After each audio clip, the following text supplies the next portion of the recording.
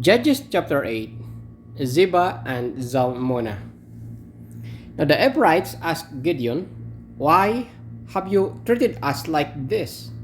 Why didn't you call us when you went to fight Midian?" And they challenged him vigorously. But he answered him, "What have I accomplished compared to you?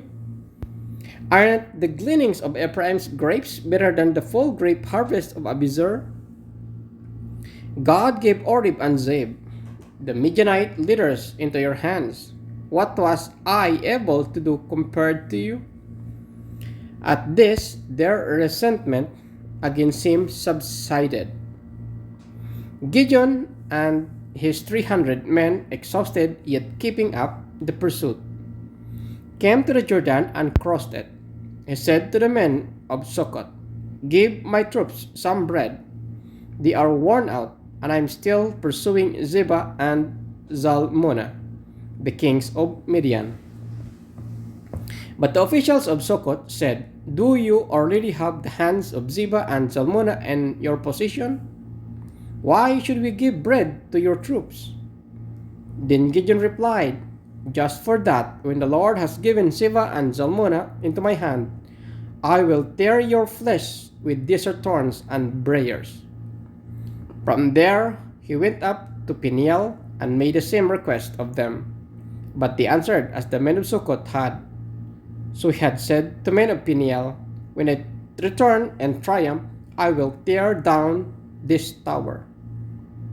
Now Ziba and Zalmunna were in Korkor with a force of about 15,000 men. All that were left of the armies of the eastern peoples. 120,000 swordsmen had fallen. Gideon went up by the road of Nomads east of Nubah and Jogbeha and attacked the unexpecting army. Ziba and Zalmunna, the two kings of Midian, fled, but he pursued them and captured them, routing their entire army. Gideon, son of Joash, then returned from the battle by the pass of Heres. He caught a young man of Succoth and questioned him.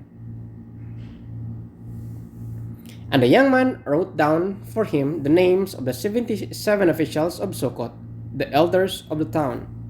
Then Gideon came and said to the men of Succoth, "Here are Ziba and Zalmunna, about whom you taunted me by saying, 'Do you already have the hands of Ziba and Zalmunna in your possession? Why should we give bread to your exhausted men?'" He took the elders of the town and taught the men of Succoth a lesson by punishing them with desert thorns and briars. He also pulled down the tower of Peniel and killed the men of the town. Then he asked the Ziba and Zalmunna, "What kind of men did you kill at the war?" "Men like you," they answered. "It's one with the bearing of a prince." Gideon replied, "Those were my brothers, the sons of my mother. As surely as the Lord lives, if you had spared them their lives, I would not kill you." Turning to Jether, his oldest son, he said, "Kill them." But Jether did not draw his sword because he was only a boy and was afraid. Ziba and Zalmunna said, "Come, do it yourself. As is the man, so is his strength." So Gideon stepped forward and killed them and took the ornaments of their camel's neck. Gideon epos. The Israelites said to Gideon, "Rule over us, you, your son, and your grandson, because you have saved us from the hand of Midian." But Gideon told them, "I will not rule over you, nor will my son rule over you. The Lord will rule over you." And he said, "I do have one request, that each of you give me an earring from your share of the plunder." It was the custom of the Ishmaelites to wear gold earrings. They answered, "We'll be glad to give them." So they spread out a garment, and each of them threw a ring from his plunder unto it.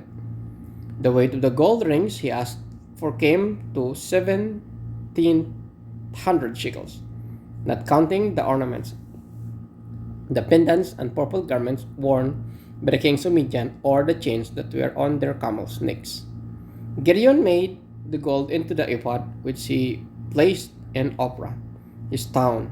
All Israel prostituted themselves by worshipping it there, and it became a snare to Gideon and his family. Gideon's death. Thus Midian was subdued before the Israelites and did not raise its head again. During Gideon's lifetime, the land had peace 40 years. Jerubbaal, son of Joash, went back home to live. He had 70 sons of his own, for he had many wives. His concubine, who lived in Shechem, also bore him a son, whom he named Abimelech. Gideon, son of Joash, died at good old age and was buried in the tomb of his father Joash and Ophrah of the Abiezrites.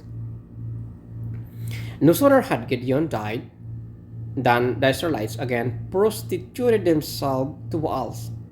They set up Baal Bereth as their god and did not remember the Lord their God, who had rescued them from hands of all their enemies on every side. They also failed to show any loyalty to the family of Jerubbaal, that is Gideon, in spite of all good things he had done for them